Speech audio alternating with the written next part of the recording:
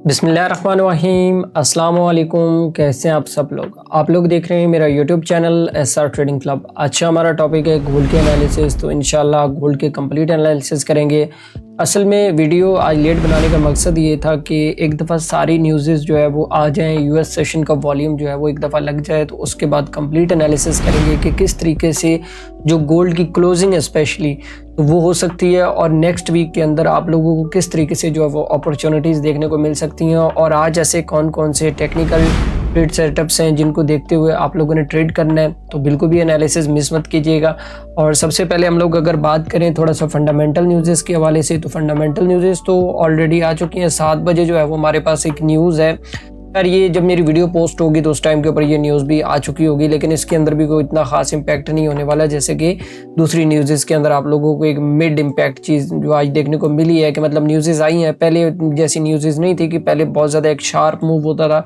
लेकिन क्लोजिंग है। एक बात याद रखिएगा कि फ्राइडे और मंडे 2 ऐसे दिन होते हैं जिसके दरमियान मार्केट आप लोगों को बहुत ज़्यादा ट्रैप करती है, और आप लोगों ने विदाउट स्टॉप लॉस बिल्कुल भी ट्रेडिंग नहीं करनी है। अच्छा, अगर कोर रिटेल सेल के डाटा के हवाले से बात करें तो कोई इतना खास इंपॉर्टेंट मेजर चेंज नहीं है कि जिससे हम कहें ना कि कोई सरप्राइजली डाटा है, तो कोई इतना सरप्राइजली डाटा नहीं है। और उसके बाद अगर 7 बजे बात करें तो हमारे पास कंज्यूमर सेंटीमेंट्स हैं, तो मे बी पॉसिबल है कि जैसे ये डाटा है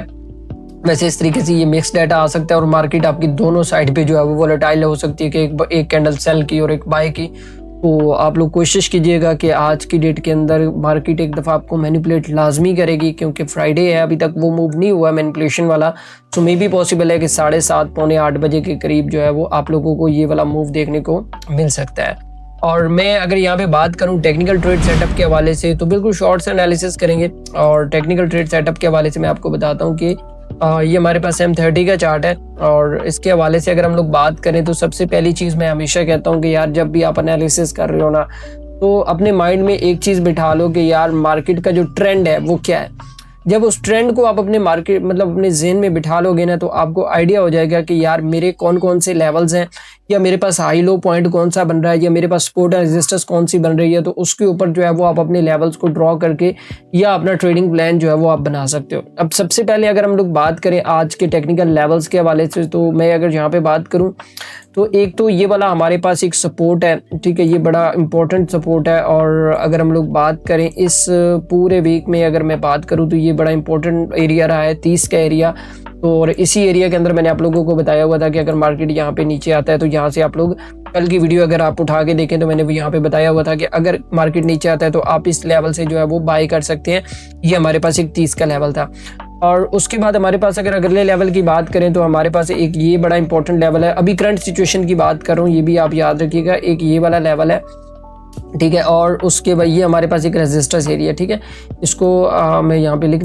भी देता हूँ कि रेजिस्टेंस एरिया ये हमारे पास बड़ा ही इंपॉर्टेंट एरिया है, और आप लोगों ने बिल्कुल भी इसको मिस नहीं करना है। अब आप लोगों के लिए सबसे इंपॉर्टेंट चीज़ ये है कि आज हम लोगों ने ट्रेड करने किस तरीके से है। और एक और रेजिस्टेंस एरिया भी है हमारे पास, वो भी मैं आप लोगों को बता देता हूँ यहाँ पे कि एक ये वाला रेजिस्टेंस एरिया है,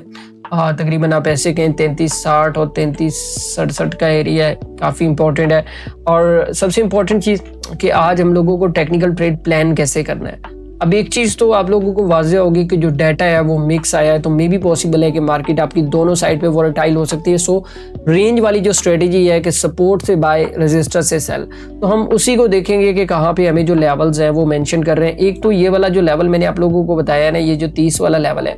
एक तो ये वाला लेवल आज की डेट में बड़ा इंपॉर्टेंट रहेगा, और दूसरा लेवल हमारे पास जो इंपॉर्टेंट रहेगा वो ये वाला लेवल है, ठीक है, 3348 का लेवल। अगर तो गोल्ड की प्राइसेस मतलब ऐसे जैसे ये जिगजैग कर रही हैं, ये जिगजैग करती हुई प्राइसेस जो है वो यहाँ पे अब ऊपर गई हैं, ऊपर जाने के बाद प्राइसेस अभी अगर देखें तो सपोर्ट के नज़दीक हैं, और यहाँ पे अगर हमें कोई एविडेंस मिला तो अगेन जो है वो हम लोग इसको सेल वाली साइड पे सॉरी बाय वाली साइड पे हम लोग यहाँ पे इसको देख सकते हैं। अगर हमारे पास 30 ब्रेक हुआ तो एक बात याद रखिएगा कि ये जो पीछे प्रीवियसली इतनी बड़ी जो रेंज चली है ना, ये इतनी ज़्यादा डेंजरस है कि ये इसको तकरीबन मेरे ख्याल में, जो मैं अभी अपने हिसाब से जो चीज़ों को देख रहा हूँ, हर बंदे का अपना पॉइंट ऑफ व्यू होता है, मैं अपने हिसाब से जो चीज़ों को एनालिसिस करके देख रहा हूँ तो मेरे ख्याल में इसको तकरीबन 3300 तक जाना चाहिए जिस साइड पे भी ये, अगर ये रेंज ब्रेक हुई अप साइड पे, तकरीबन हमारे पास जो ब्रेक होता है ऑलमोस्ट जो 3366 कह रही है, अगर फॉर एग्जांपल कि ये लेवल भी अप साइड पे ब्रेक हो जाता है और ये ऊपर वाला लेवल भी अप साइड पे ब्रेक होता है, तो एक बात समझ जाइएगा कि प्राइसेस ने फिर रुकना नहीं है, फिर प्राइसेस आपकी तकरीबन जो है वो 3400 तक जाएंगी और 3400 के बाद देखेंगे कि क्या प्राइस नेक्स्ट वीक में हमारे पास निकल के आती है।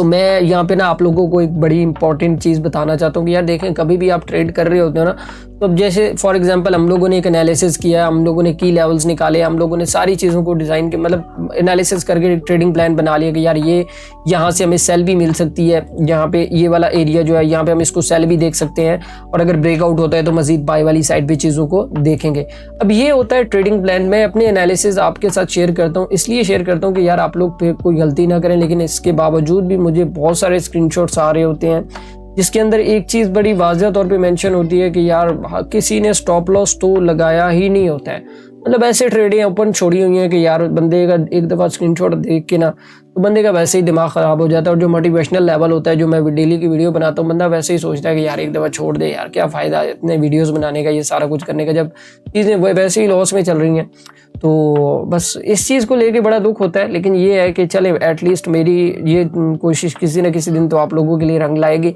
तो बाकी जिस भाई को बहुत ज़्यादा गोल्ड का नुकसान होता है, या जो वो कहता है कि यार मुझे ट्रेडिंग समझ ही नहीं आती है, गोल्ड के स्पेशली जो आजकल के मूव है मुझे समझ नहीं आ रहे, तो भाई उन लोगों के लिए हम लोगों ने कम्युनिटी बनाई है। कम्युनिटी में मैं फ्री ऑफ कॉस्ट सिग्नल भी देता हूँ, वहाँ पे प्रॉपर एनालिसिस भी अर्ली मॉर्निंग दे देता हूँ कि भाई किस तरीके से पूरा दिन गोल्ड जो है वो मूव कर सकता है, और अल्हम्दुलिल्लाह के हमारे एनालिसिस आप बेशक उठा के देखें और वहाँ पे काम बोलता है, बताने की ज़रूरत ही नहीं पड़ेगी मुझे, ठीक है। तो बाकी कम्युनिटी का जो लिंक है वो वीडियो की डिस्क्रिप्शन के अंदर मौजूद है, तो वहाँ पे आप ज्वाइन कर सकते हैं। तो बाकी दुआओं में याद रखिएगा, मिलते हैं वीकली वीडियो के अंदर। अल्लाह हाफिज़।